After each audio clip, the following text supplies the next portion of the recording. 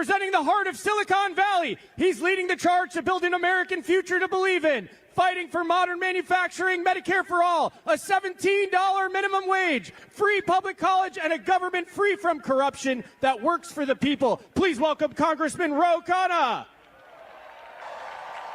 Hello, Los Angeles! Let me say this.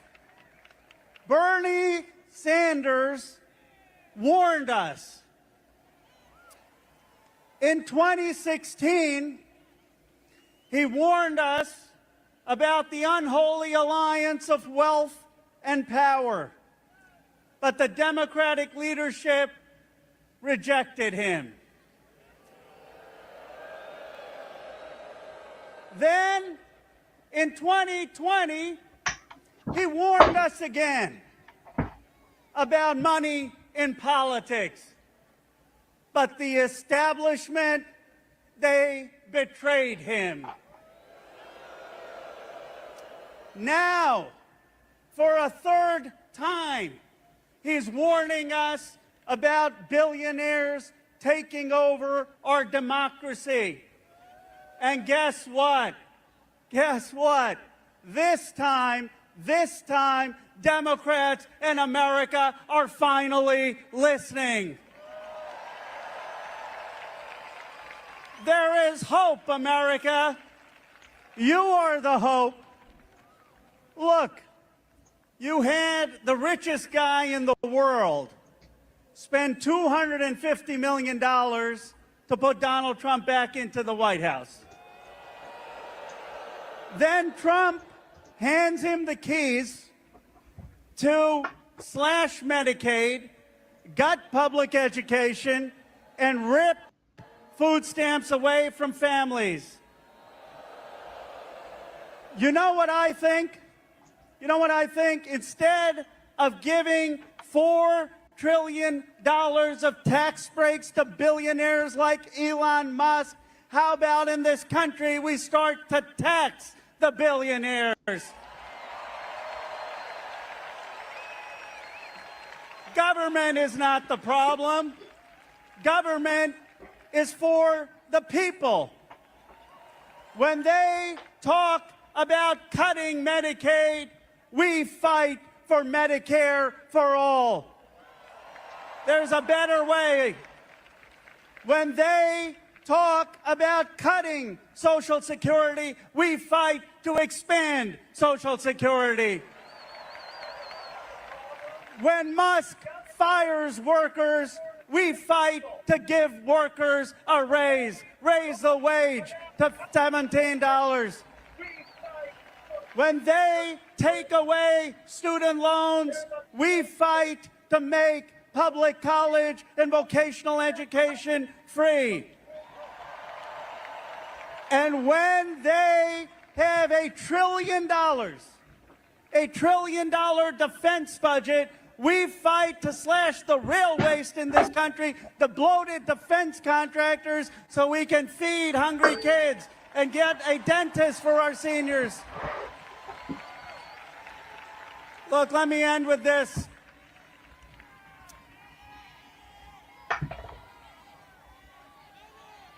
I was proud. I was proud to co-chair Bernie's campaign in 2020. And some people said, oh, it was a campaign of anger, but to me, it was always a campaign of hope. It was a campaign about a better way for America, about America's promise. And I'll say this, today, seeing thousands of you gathered here and thousands more rising up in every town and every city in America, I have never been more hopeful about our country. Hopeful that enraged and caring citizens will usher in a new progressive era. Hopeful that together we will build a beautiful multiracial democracy for dignity and respect for everyone. Let us fulfill Bernie's dream and build that America. My friends, I'm now so honored that I get to introduce, and I'm not exaggerating, I've been in Congress 9 years, I've seen a lot. I get to introduce the greatest progressive leader in the House of Representatives. Let me tell you something. Let me tell you something. Bernie Sanders has the Medicare for All bill in the Senate. This leader has the Medicare for All bill in the House of Representatives. When other people were ducking for cover and not raising their voice against deportations, this leader spoke out for immigrant rights as human rights. When people did not have the courage to speak out for the human rights of Palestinians, this leader spoke out with courage for the human rights of people in Palestine. All of the progressive legislation we got under Joe Biden because of the campaign of Bernie Sanders, all of it happened because she was the leader of the Congressional Progressive Caucus. The greatest CPC chair, the greatest leader we have of progressives in the House of Representatives, Pramila Jayapal.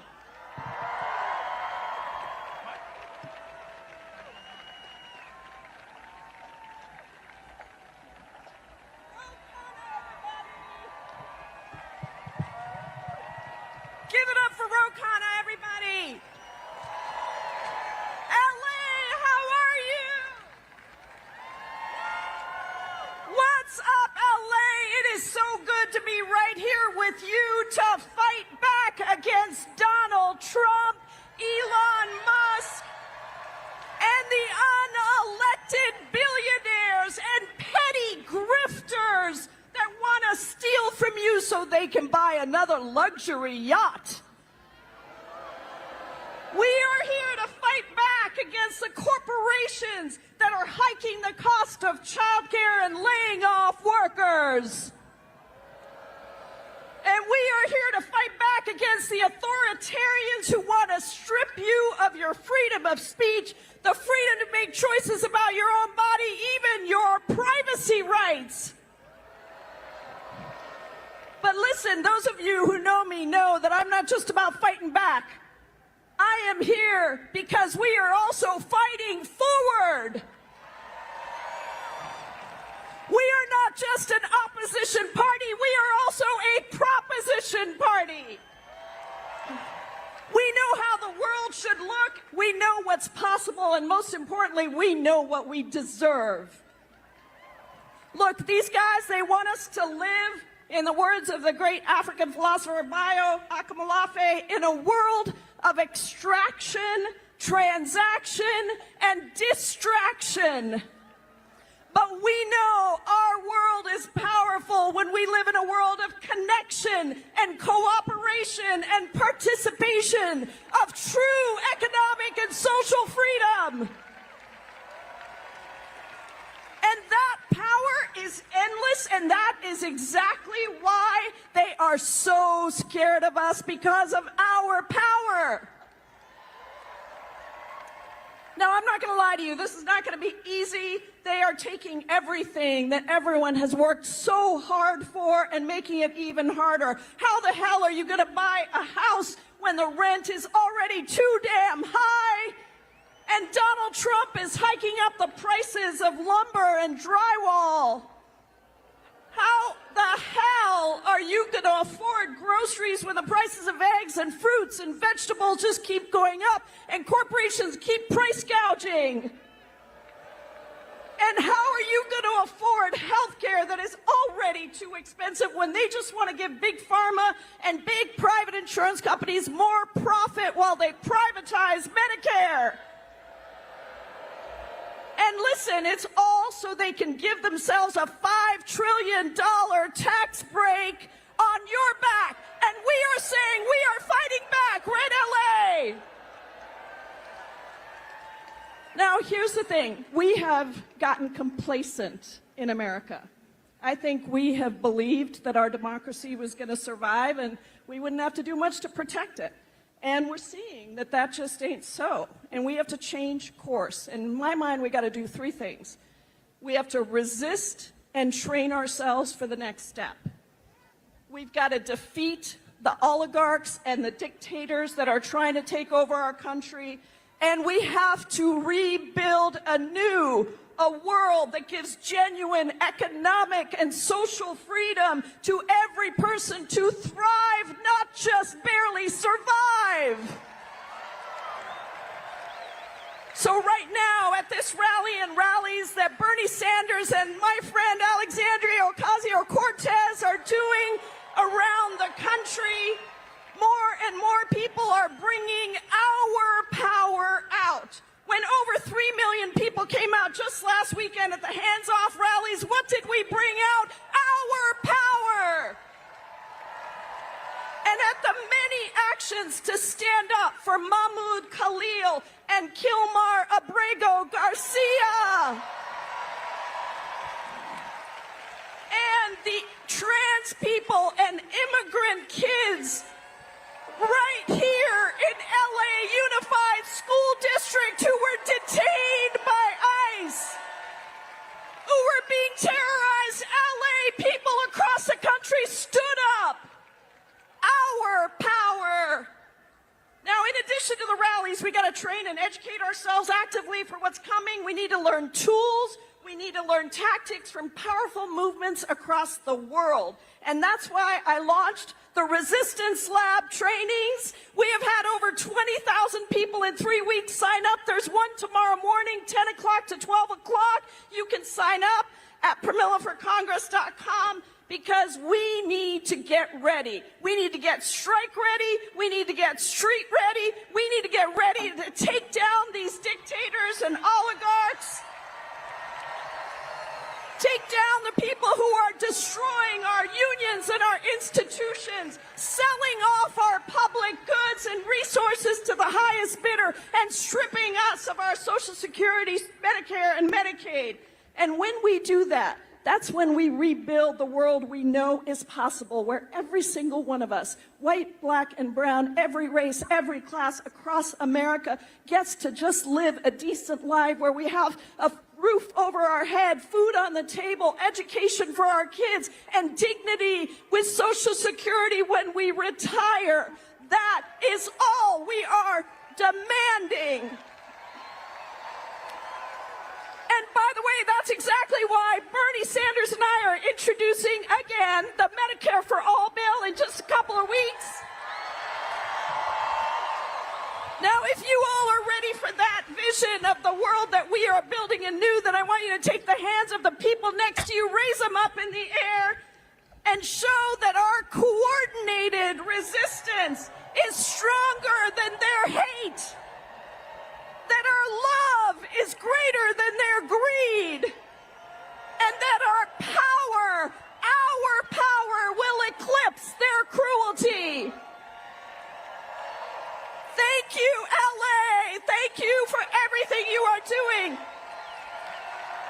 And now, I have the great honor of introducing an absolute legend, Grammy Award winner, Rock and Roll Hall of Famer, and the person who had the moral voice of nonviolent resistance movements throughout the history of our country. Please welcome Joe Biden.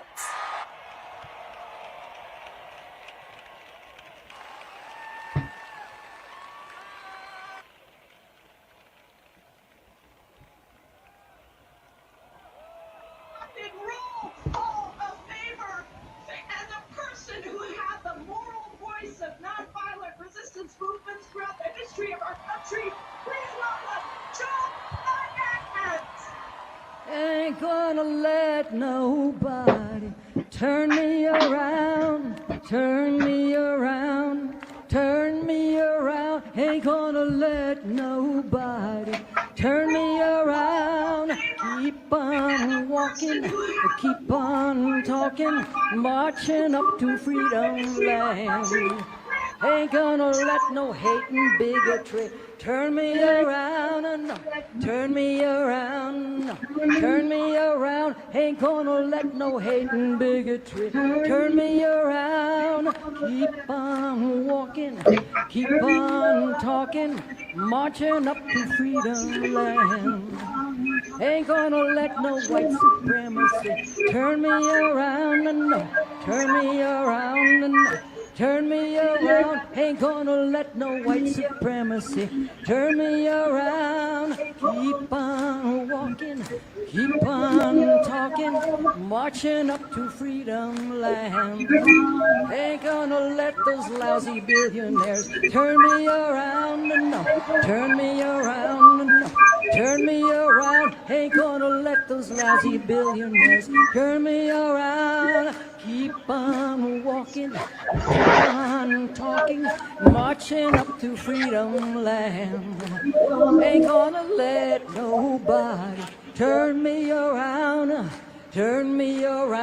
no. Turn me around, ain't gonna let nobody turn me around. Keep on walking, keep on talking, keep on singing, keep on swinging, marching up to freedom land.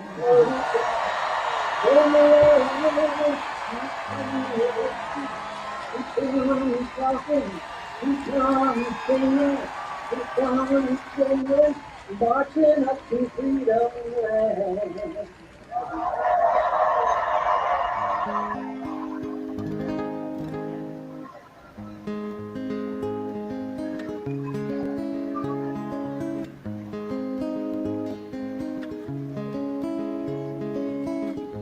Show me the prison, show me the jail, show me the prisoner whose life has gone astray, and I'll show you the younger with so many reasons why that there but for fortune go you and I.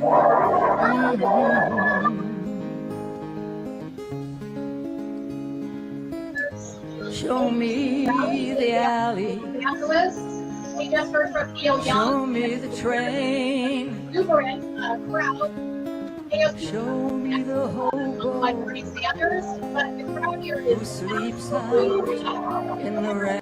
AOC rally in downtown Los Angeles. We just heard from Neil Young and a very exuberant crowd. AOC is coming up next, followed by Bernie Sanders, but the crowd here is absolutely massive.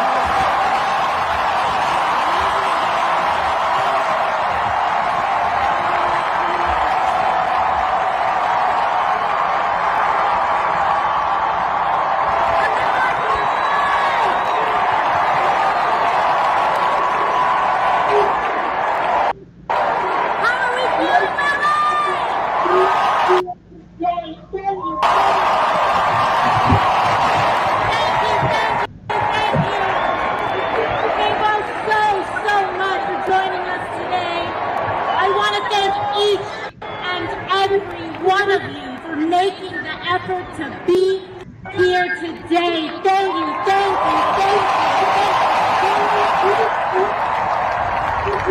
And quickly, I'd love to also thank some of our excellent members of Congress who have joined us here today.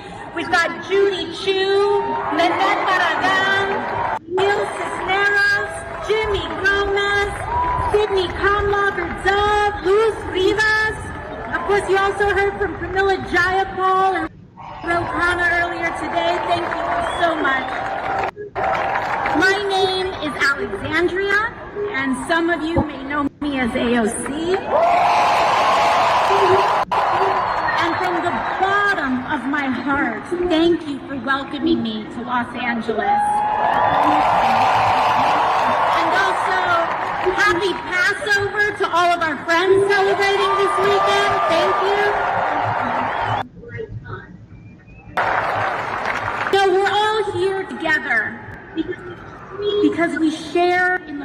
frustration and heartache that comes from watching those in power actively tear down or refuse to fight for everyday working Americans like us.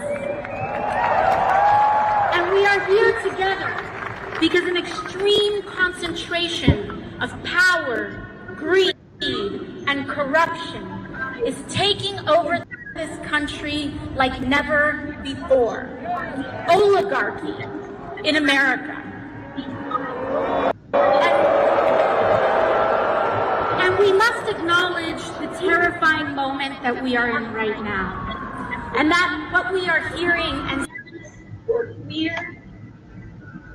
seeing with our own eyes is, in fact, happening. We are watching our neighbors, students, and friends being fired, targeted, and disappeared. It is real. People we love are being targeted and harassed for being trans or queer. Our co-workers, U.S. citizens and immigrants alike, are being disappeared off the street by men in vans with no uniform. Educators are being fired for teaching American history accurately, and activists are being detained with no charge or evidence for using their First Amendment rights, especially when they use them for Palestinians. In fact, the Trump administration admits that it has jailed Mahmoud Khalil, a young husband and father from New York, without any evidence or charge of a crime. The Trump administration admits that they have thrown Mahmoud in a cell thousands of miles away because he attended a protest, and are detaining him for the content of his speech and nothing more. In fact, Donald Trump's detention of someone like Mahmoud Khalil for his speech is anti-American. And we demand his release, along with the release of Rumeysa Ozturk, who he is also jailing for writing an op-ed in her school paper. And we demand their release because we, Los Angeles, we do have power in the moment. All of us do, and everyday people do. In fact, you all showed that this week, LA. A few days ago, ICE officials attempted to enter 2 LAUSD schools to target kids. They lied to school officials and claimed that they had parents' permission to get to these children when they didn't. But it wasn't just a lawyer or a judge that said no. It started with everyday people, school staff, and employees who spoke up when they felt something was off. And it was the teachers that they have parents and principals that strong and said no to protect their kids when it could have been easier to say yes out of fear. You defended them, LA, because it will never be just institutions and officials alone that uphold our democracy. It will always be the people, the masses, who refuse to comply with authoritarian regimes, who are the last and strongest defense of our country and our freedoms. Because we know, Los Angeles, that a better world is possible, and we are willing to do something about it. But to get there, we need to be honest about how we got to this place. Because this moment did not come out of nowhere. It has been a long time coming. The destruction of our rights and democracy is directly tied to the growing and extreme wealth inequality that has been building for years in America. It is not a coincidence that billionaires like Elon Musk dumped billions of dollars in this election to elect Trump.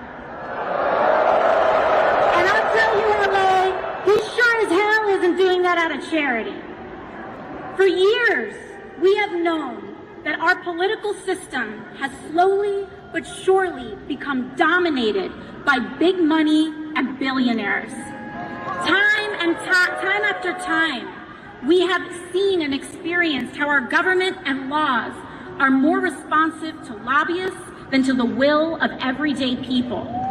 And we also know that the agenda of dark money to keep wages low and to loot our public goods to give to the rich is deeply unpopular with people of all backgrounds, all parties, and all places. Just look at what Republicans have been quietly doing in Congress. They have been voting just this week to advance cuts on hundreds of billions of dollars from Medicaid and veterans benefits and Social Security so that they can take that money and give it to the billionaires who elected them in the form of tax cuts and sweetheart government contracts to companies like SpaceX. And you know who voted for that from California, by the way? David Valadao of California's 22nd, Young Kim of California's 40th, and Ken Calvert of California's 41st. They know that that's not what you want. They know that it is deeply unpopular. They know that it hurts you, but they are not here to serve us. They are here to serve themselves and the billionaires who have paid them, oligarchy. And they know that the only chance they have to get away with such an unpopular agenda, to get away with stealing in plain view, is to stoke deep divisions among us along lines of race, identity, and culture, to keep us fighting and distracted. This has been the big money playbook, not just now, but for decades. And that is why Donald Trump is not an aberration. He is the logical, inevitable conclusion of an American political system dominated by corporate and dark money. And if we are here to defeat him, we must defeat the system that created him. Money in politics is the hand of oligarchy, Los Angeles. And we are at crossroads. We can either have extreme wealth inequality with the toxic division and corruption that it requires to survive, or we can have a fair economy that guarantees health care to all for working people, along with the democracy and freedoms that uphold it.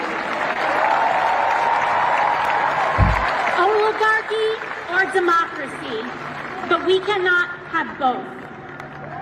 Los Angeles, I've made my choice. We must fight the oligarchy that has created this nightmare.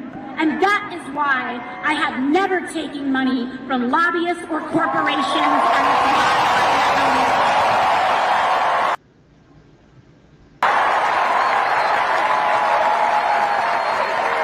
when I first got to Congress, I was genuinely shocked by how this place worked.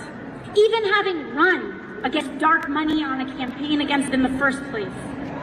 The everyday influence of corruption and dark money was astonishing, how normalized it is.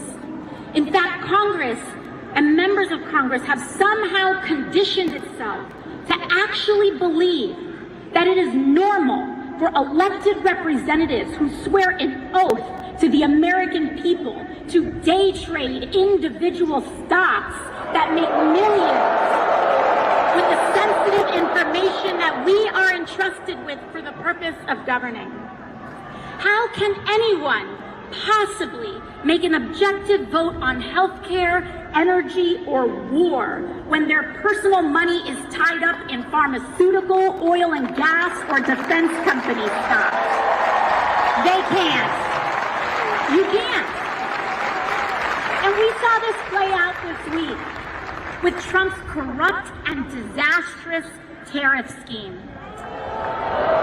I hope that we all see now that the White House's tariff shuffle here didn't have anything to do with manufacturing like they claimed. It was about manipulating the markets.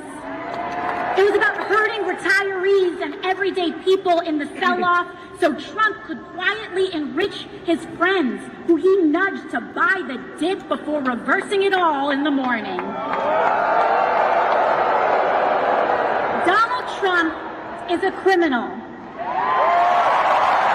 A criminal found guilty of 34 felony counts of fraud.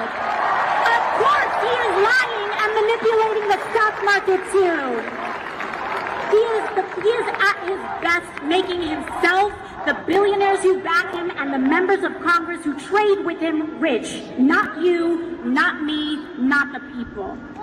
And to be clear, I don't care what party you are, Democrat or Republican.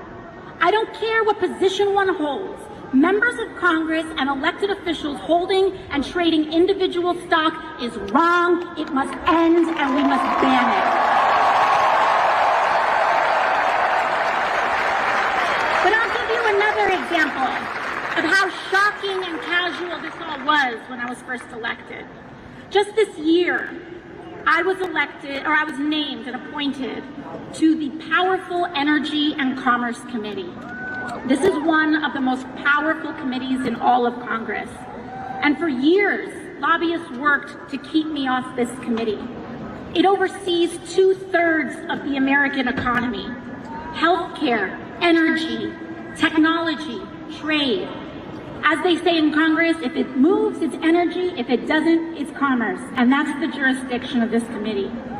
And an interesting thing that happened was that the day I was named to this committee, the same day, my office's phones rang off the hook and our inboxes were flooded by every corporate lobbyist under the sun. They all wanted to be my best friend. But you know what, Los Angeles?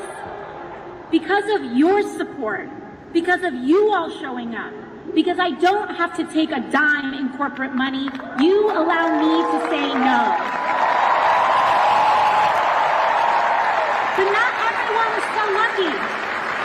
I have seen firsthand how these groups bully and pressure members of Congress, threatening to either take money away or spend it against them if they don't do what they want. And what they want is for our lives to be as expensive as possible on the lowest possible wage. It all trickles down to how life feels for working people today. These facts of life, the feeling of the water rising up to our throats, the impossibility to afford anything easily, the fear of speaking up, the deeply bitter and toxic division driven more by algorithms on social media than individual thought, the crumbling of our rights and protections. Understand that all of this is what it means and what it feels like to be governed by billionaires. This is what oligarchy feels like, and it only will get worse until we act. It is this system that relies on division to legislate greed that has brought us the most corrupt administration in American history and the Republican majorities to support it. Big money is how we got Donald Trump. And his whole presidency began with launching tools for bribery, meme coins to fleece working people and move around money in the dark, extortion settlements from media companies and law firms who gladly pay them. The removal of duly elected officials on Inauguration Day, Donald Trump removed duly elected officials from the chamber in order to make space for who's really in charge who were the billionaires who sat behind him. They have one central economic mission: to make billionaires richer at the expense of the United States of America. And it does not surprise us that their first economic mission has been to target Medicaid, Medicare, and Social Security, to fire our federal workers, and fleece and abandon our veterans so that they can hand that money off to the billionaires who are backing them. But this isn't just about the Republican attacks on working people, LA. We need a Democratic Party that fights harder for us too. And that means our communities, all of us coming together, choosing and voting for Democrats and elected officials who know how to stand for the working class. And LA, I want to thank you for working very hard and doing your best to try to make that happen. In fact, last month, when other Democrats caved, your senators, Alex Padilla and Adam Schiff, stood strong against the DC pressure and voted against the Republican spending bill to cut billions for working people. In fact, all of your Democratic members of Congress and all of your members here today voted against that bill too. Defend them, LA, and don't stop there. I want you to look at every level of office around and support Democrats who actually fight, because those are the ones who can actually defeat Republicans. So folks, you know what that means. We have to start working now to give David Valadao, Young Kim, and Ken Calvert the boot and replace them with a brawling Democrat who will stand for the working people of California. But beyond elections, LA, our task is to build community. Block associations, volunteer groups, church organizations, PTAs, activist organizations, because community is the most powerful building block we have to defeat authoritarianism and root out corruption. This is the path to guaranteeing health care to every American, to establish a living minimum wage, to take on skyrocketing rents and mortgages, to tackle the climate crisis, and establish a country where the American dream is actually possible for all of us. I come from a working class family. My mom cleaned houses, my dad worked to start a small business, and they worked so hard just to make life possible a little bit better for my brother and I. And when I was a teenager, my dad was diagnosed with cancer. He passed away before I was even 20 years old. And the rug was pulled out from us, all in the middle of the 2008 recession. So many of us live like this. One accident, one bad day, one piece of bad news away from our lives falling apart. We don't have to live like this anymore, Los Angeles. We can stand with one another and stand for ourselves. And we might come from different places, but we share the same experiences. So to all who came here today unsure of whether this is where you belong, I want to say you do. No matter if you have all the right words to say, no matter your race, religion, gender identity, or status, no matter if you disagree with me on some things, but if you are willing to fight for someone that you don't know, you are welcome here.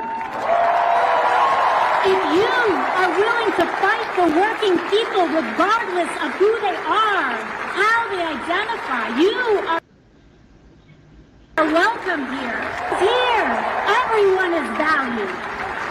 So we have to stand together. We cannot be tempted to turn in our neighbors or be fooled into thinking that we are really that much different from a trans kid who wants to get accepted by their friends. That we're that different from a dreamer who works to go to college and try to provide for their family. That we're that different from anyone who's not like us. Hate is a trap that sinks us all. And it is standing together without exception to reject division. That is the only way we can win. It's the only way we can win. So I hope you see that this movement is not about partisan labels or purity tests, but it's about class solidarity. It is about the thousands of you who came out here today to stand together and say our lives deserve dignity and our work deserves respect. No matter who we are here to make a sacred promise to each other.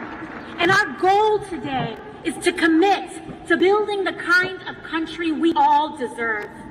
And we will make that promise to take care of each other on our worst days and to share in the successes of our best. Thank you so much, Los Angeles. Someone who has dedicated his life to bringing us together.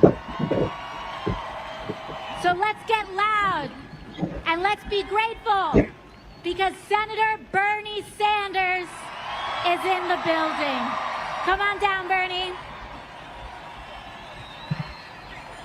Power to the people. Power to the people. Power to the people. Power to the people, right on. Power to the people. Power to the people. Power to the people. Power to the people, right on.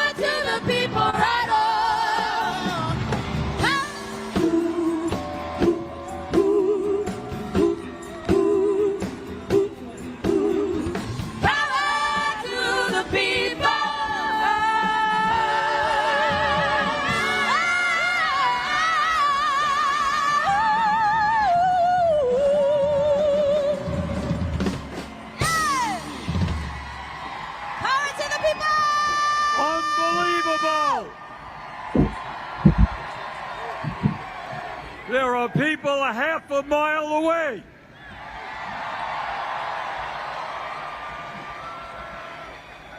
Let me...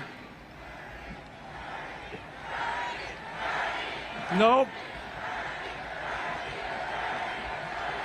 It's not Bernie, it is you. Let me thank our brothers and sisters in the trade union movement for being here. Let me thank Unite Here, LiUNA Local 724, ILWU, the Longshoremen, CNA nurses, NNN nurses, NUHW Kaiser nurses, UTLA, UAW, California Labor Federation, AFL-CIO. And today we pledge with our brothers and sisters in the trade union movement, we are going to grow the movement. Millions of workers want to join unions because they know they're going to get better wages, better benefits, better working conditions. Let's do it.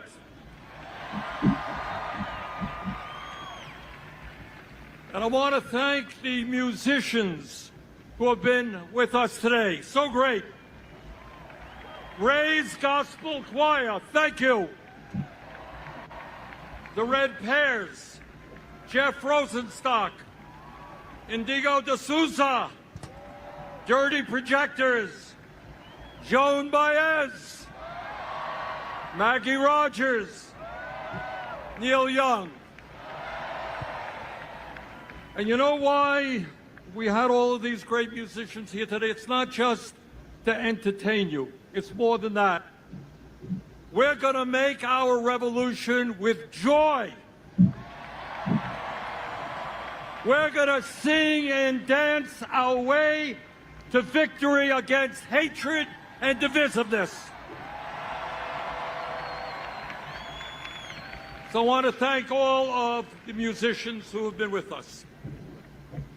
And I want to thank the political leaders who have been here, Roe and Pramila and Jimmy. Thank you. And mostly, I want to thank all of you. And I want to tell you something.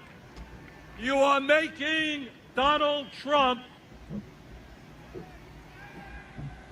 We need a medic. Medic.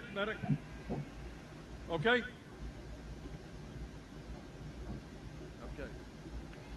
Your presence here today, and by the way, there are some 36,000 of you.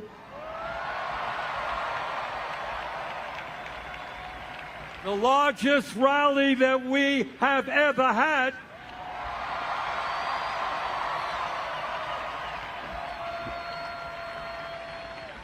And your presence here today is making Donald Trump and Elon Musk very nervous.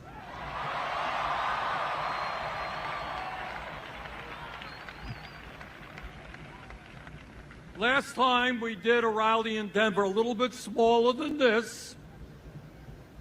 Thank you, LA.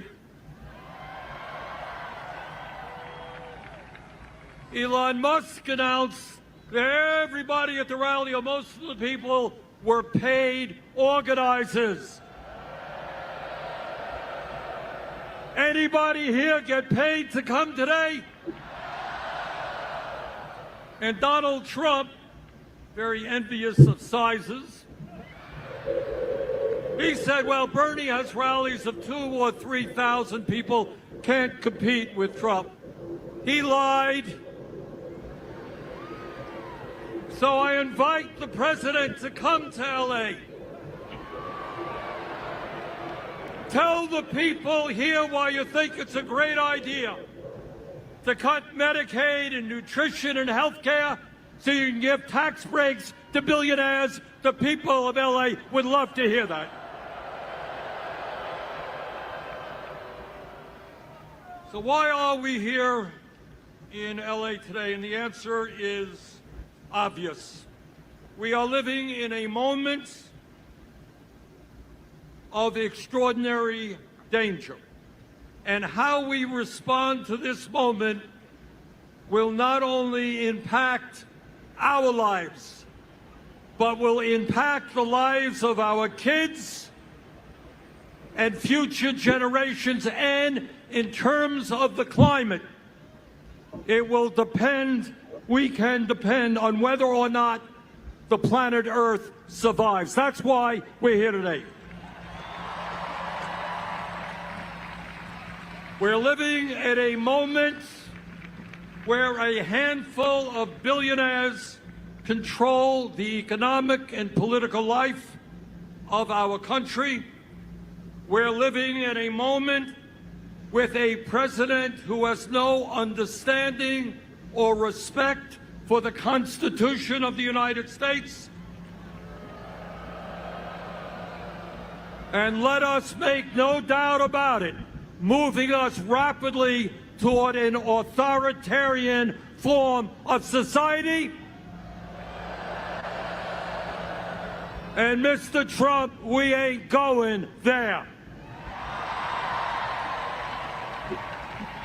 We are living in a moment where the Republican Party has, to a large degree, become a cult of the individual, obeying Trump's every wish, and at a time of massive income and wealth inequality, right now as we speak, They are plotting about how they can give $1.1 trillion in tax breaks to the 1% and devastate programs that working families need.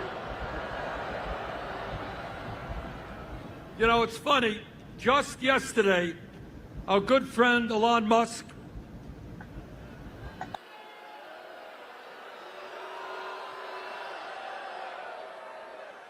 Mr. Musk sent out a tweet. And in essence, he said, you know, Bernie Sanders has been talking about the growth of oligarchy year after year after year. Well, Elon, you're damn right. That's what I've been talking about.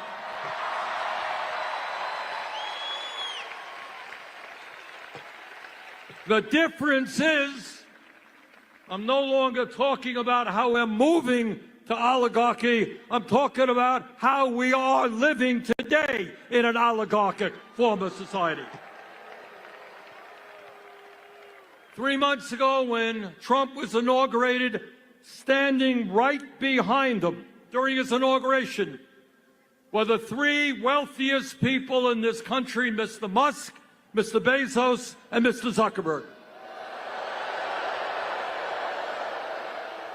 And right behind them were 13 other billionaires who Trump had nominated to head up major federal agencies.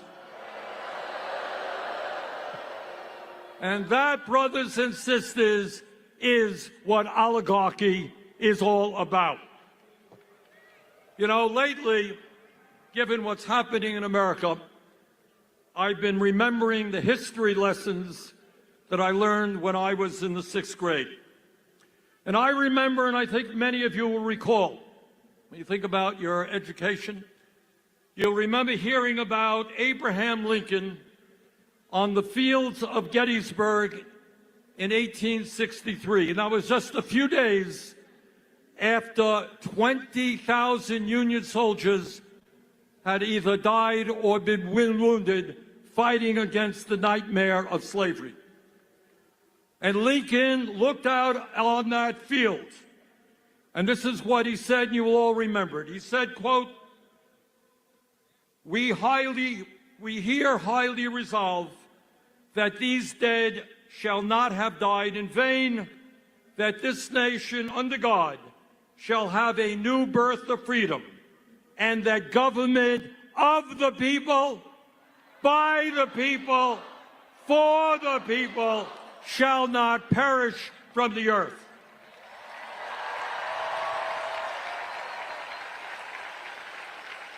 And that is precisely why we are here today, to make sure that government of, by, and for the people does not perish, and that we do not become a government of the billionaire class, by the billionaire class, and for the billionaire class. The American people do not want the richest guy on earth running all over Washington, D.C., decimating the Social Security Administration, making it harder. It's the richest guy on earth, making it harder for old people with disabilities to get the benefits that they paid into. Proposing to lay off 83,000 workers at the Veterans Administration.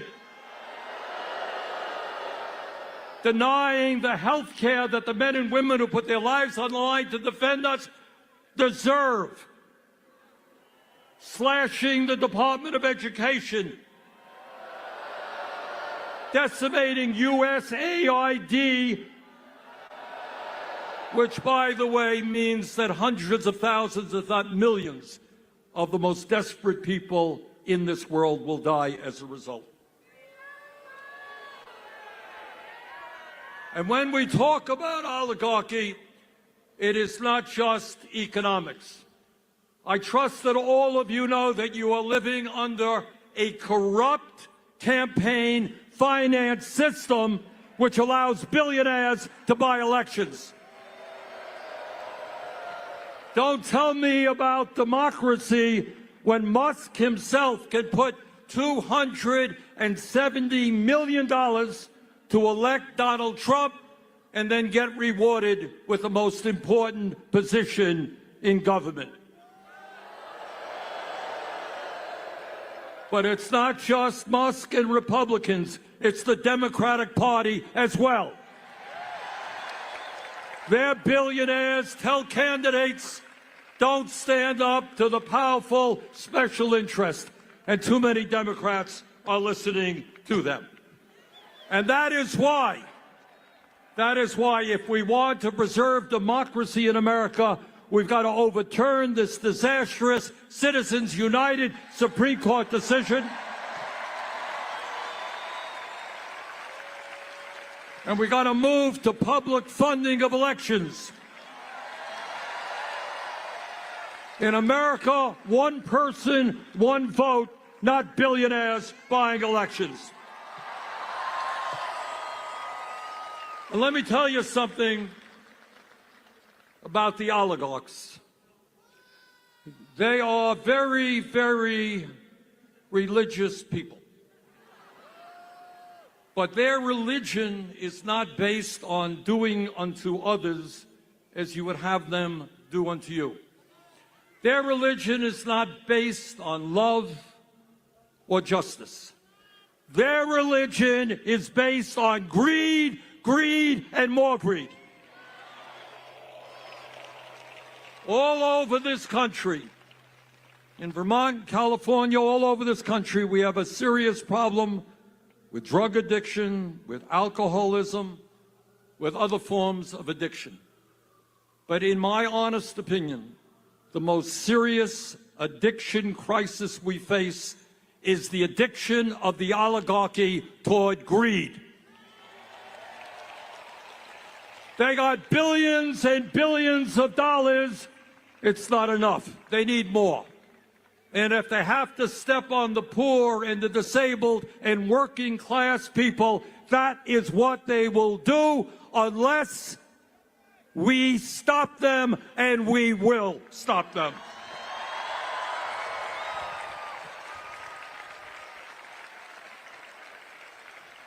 But it's not just oligarchy we are fighting. We're fighting, okay, EMT.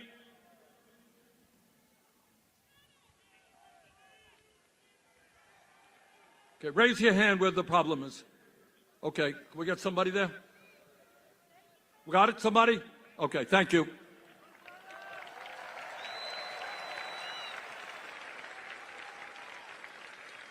But it's not just oligarchy we are fighting. We're fighting a president who undermines our Constitution every day and threatens our freedom of speech and assembly, and whose agents are rounding up innocent people off the streets, putting them in unmarked vans and throwing them in detention centers. That is what happens in dictatorships, not democracies.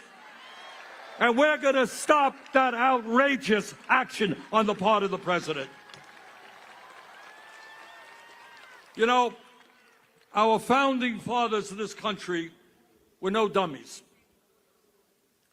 They wrote a constitution and established a form of government with a separation of powers. Remember we're reading all about that? You got a legislative body, Congress. You got an executive branch, president. You got a judiciary, the federal courts. And they wrote that document because they had just fought a brutal war against the autocratic King of England. And what they understood as they were forming this new country, that they never wanted to see a nation where one person had unlimited power.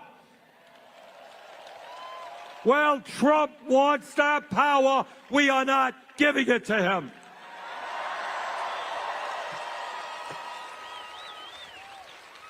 Trump is suing the media because they say bad things about him. Oh, how horrible is that? He has sued ABC, CBS, Meta, the Des Moines Register. His FCC is investigating NPR and PBS. He loves the media when they fawn over him, but he can't take criticism. This from a guy who has made vulgar comments about his opponents. Hey, Mr. President, if you can't take criticism, get out of politics. That's what democracy is about.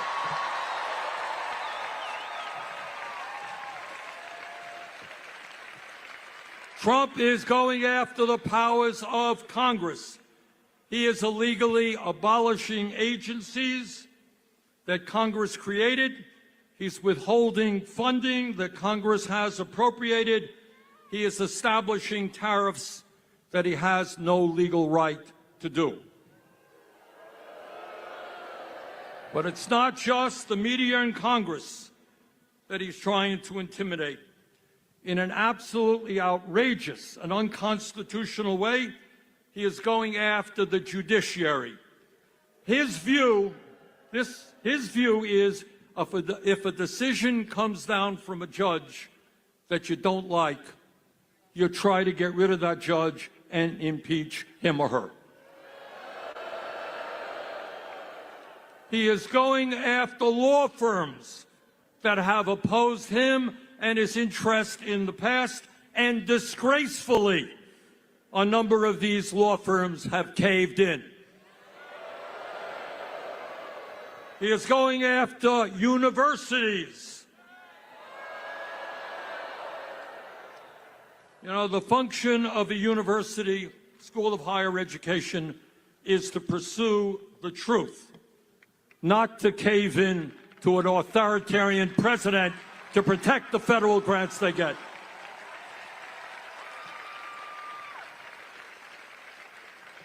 But it is not just Trump's and his administration's domestic policy that we should be concerned about. For the first time in our 250-year history, we have a president who is aligning himself with dictatorship abroad. No, Mr. Trump, Ukraine did not start that war. Putin and Russia did.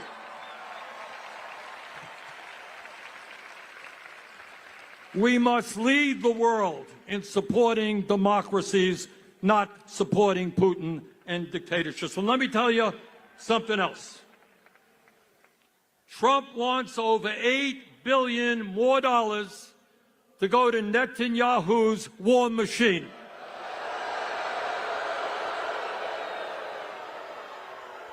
Israel has a right to defend itself against terrorism, but it does not have a right to go to war against the entire Palestinian people.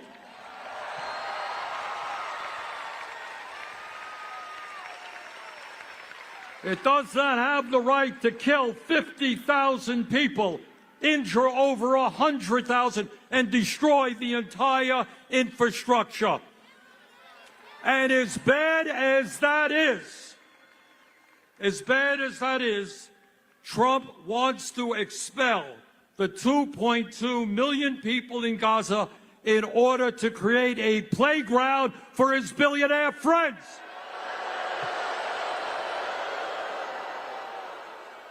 That is beyond insane, and we will never, never let that happen.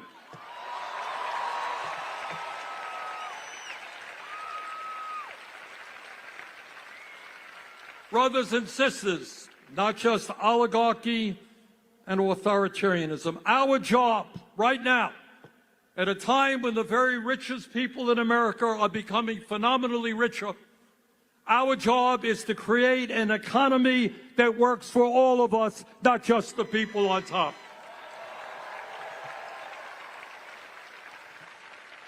All right, I'm going to do something radical here. You ready? I'm going to tell the truth. I'm going to talk about what's really going on in America today, and that is we are living with two Americas. One America, the people on top, have never, ever in the history of our country had it so good. Today, we have more income and wealth inequality than we have ever had. The 3 wealthiest people own more wealth than the bottom half of American society, 170 million people. The top 1%, 1% owns more wealth than the bottom 90%, and the CEOs of major corporations now earn 300 times what their workers are making. Is there a medical issue? All right, we need an EMT there. Raise your hand, guys.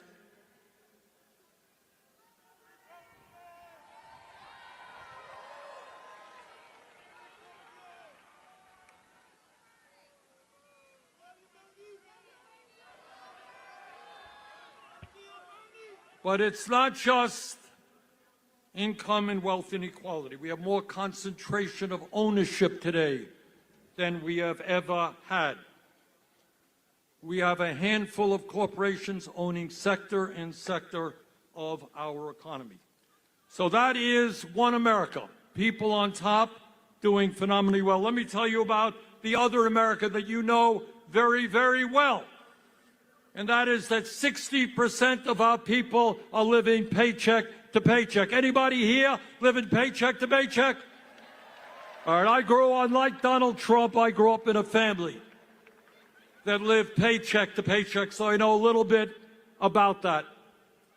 And the result of living paycheck to paycheck is such, if you can believe it, that working class people in America die 7 years earlier than the rich. All right, going to ask you a question. Why is that? All right, you got it. The answer is stress. If you got to worry every single day how you're going to feed your kids, how you're going to pay the rent, how you're going to make sure that your car doesn't break down so you can get to work, how you're going to afford to provide for your kid when your kid gets sick and needs to go to a doctor, how you have to work when your schedule is changed every day and you have a boss who doesn't care about you. When you live under those conditions day after day, year after year, it eats away at your body, it eats away in your mind. We need to create an economy where all of our people can live out their life expectancy in the way that they should.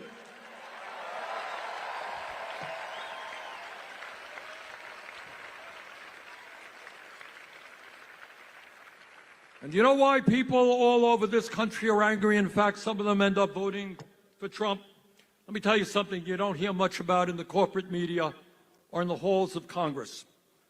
Today, if you can believe it, despite a huge increase in worker productivity, real inflation accounted for wages are lower today than they were 52 years ago. So workers are producing more and more, but all of what they produce, all of the benefits are going to the top 1%. And during that same period, we have seen a $75 trillion transfer of wealth from the bottom 90% to the top 1%. Today in America, half of older workers have nothing in the bank as they face retirement. And 22% of our seniors are living on $15,000 a year or less. And 800,000 Americans are sleeping out on the streets. Today, as I look at this great crowd, I remember another rally that I attended. I wasn't up here, I was way, way back. And that was in 1963. I was in Washington for Dr. Martin Luther King Jr.'s great I Have a Dream speech.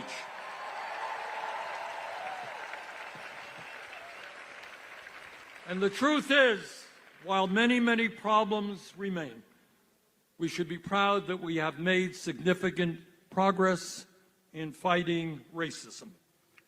And I can remember several decades ago that in the United States Senate, there were all of 2 women virtually no women governors, very few women in the House. Hundreds of women died every year because they could not access legal abortions.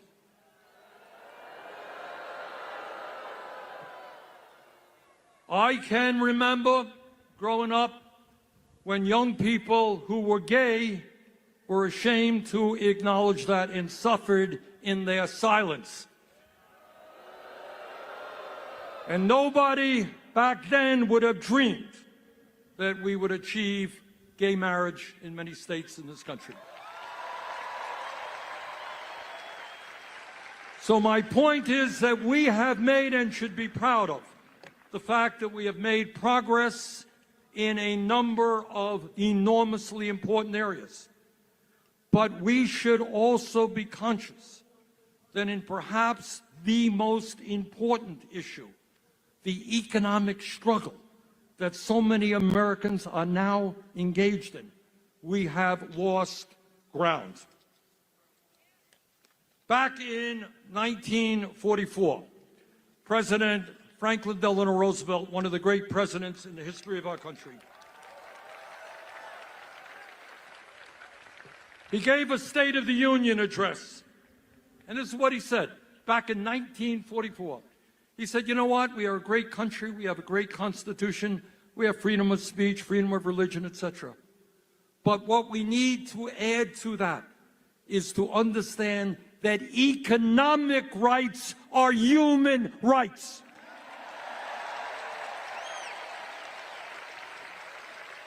That if you can't afford to go to a doctor, doesn't really matter about voting. If you can't afford to feed your kids, freedom of assembly doesn't matter that much. He said economic rights are human rights. So today, in the year 2025, we have got to pick up that banner. Economic rights are human rights. Every single person is entitled to that.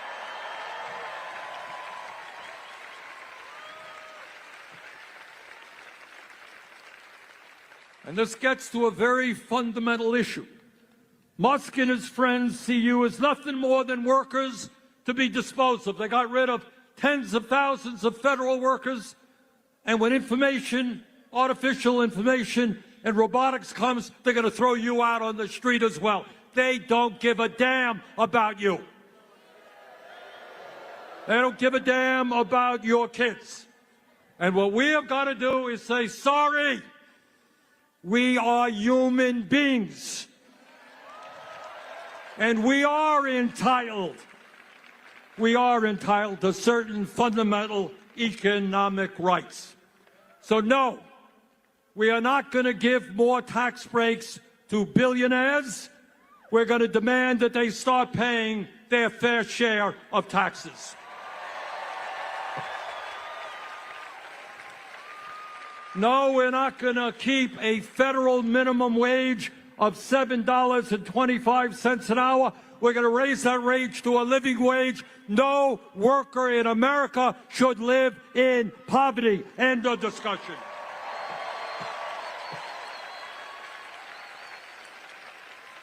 And we're going to pass the PRO Act to make sure that employers cannot act illegally when workers are trying to form unions. We're going to grow the trade union movement. In America, we're not going to turn our backs on our parents and grandparents who helped build this country. We're not going to cut Social Security. We're going to expand Social Security benefits. And by the way, we're going to reestablish defined benefit pensions for workers in this America. Instead of making massive cuts to Medicaid, we must do what every other major country on earth does. It ain't radical. Health care is a human right. We're going to guarantee health care to all.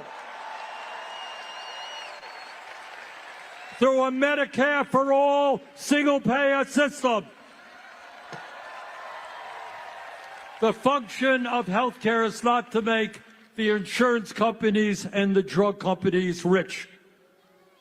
And we're going to stop paying 10 times more for some prescription drugs than the people of other countries. We can lower prescription drugs by 50%. Here in LA, in Burlington, Vermont, and all across this country, we have a major housing crisis. Am I right? And it's not just homelessness. It's people paying 40, 50, 60% of their limited incomes in housing. Instead of spending $1 trillion a year on the military, let's build 5 million units of low-income and affordable housing.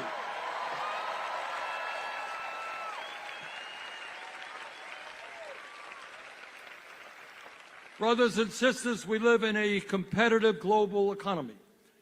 And if we're going to effectively compete, we need the best educated workforce in the world.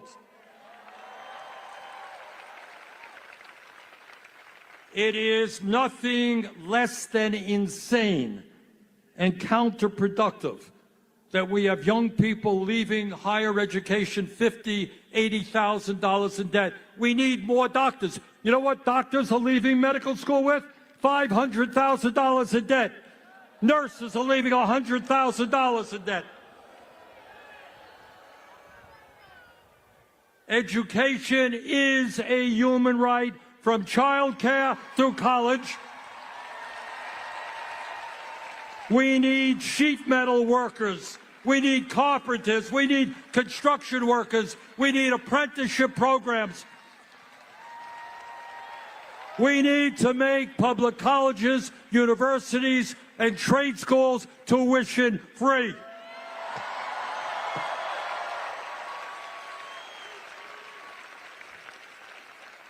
Donald Trump thinks that climate change is a quote-unquote hoax originating in China. This state, California, has gone through enough pain to know that climate change is not a hoax. It is an existential threat to this state, to Vermont, to the whole country, and the whole world. Instead of appeasing the fossil fuel industry who are lying and destroying our planet, we're going to transform our energy system and lead the world into sustainable energy and energy efficiency. And we create millions of good-paying jobs as we do that. Look, I don't have to tell anyone here that this is a difficult moment in the modern history of our country. We've never gone through anything like this. But this is what I do want to say. Despair is not an option. Giving up and hiding under the covers is not acceptable. The stakes are just too high. And let me tell you, when Donald Trump looks out at this crowd and they pay attention to this stuff, and Elon Musk does, you are scaring the hell out of them.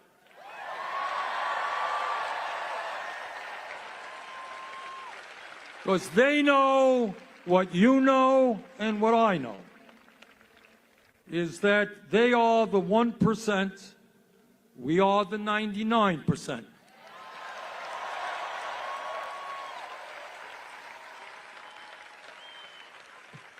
Back in 1857, when abolitionists were working day and night to end the nightmare of slavery, this is what Frederick Douglass, you all remember Frederick Douglass?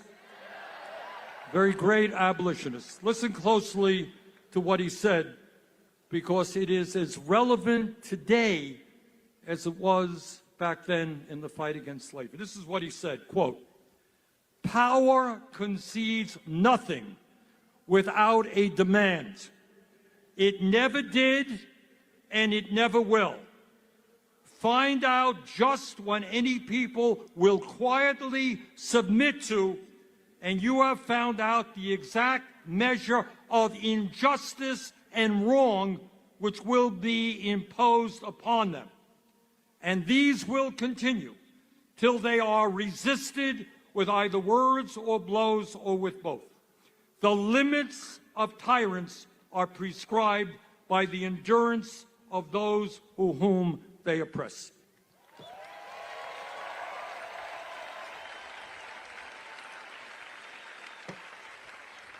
The oligarchy will concede nothing. They have the wealth, they have the power, they own Congress, they own the White House, they own much of the media, but they don't own us.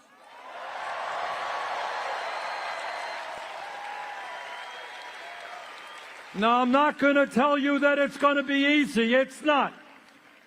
We're going to have to fight them door to door, workplace to workplace, school to school. We're going to have to educate. We're going to have to mobilize. We're going to have to stand up in a dozen different ways.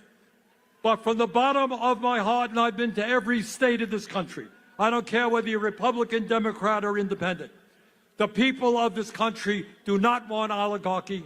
They do not want authoritarianism.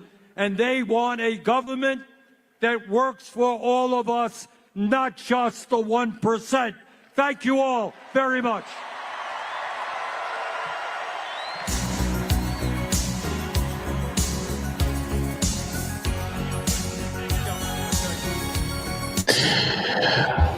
All right. That was awesome.